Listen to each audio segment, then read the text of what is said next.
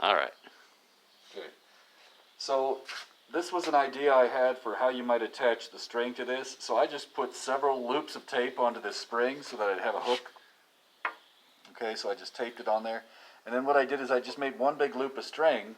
So I put it around here, then I tied a knot, and then I just hooked that onto this mass here. But you could imagine hooking it onto here or various spots on the cart, or just literally tape it onto there really well.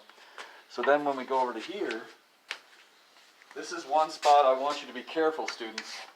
So notice I'm hanging onto this cart here. This will actually get going quite quickly.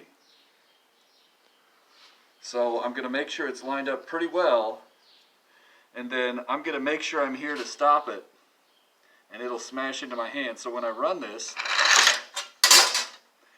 you're going to have to think a little bit how you're going to set up your camera with some books and things, but you should be able to make this happen. And we don't want to abuse these carts too bad, because eventually their wheels will get destroyed, and that would be less than ideal. How about that?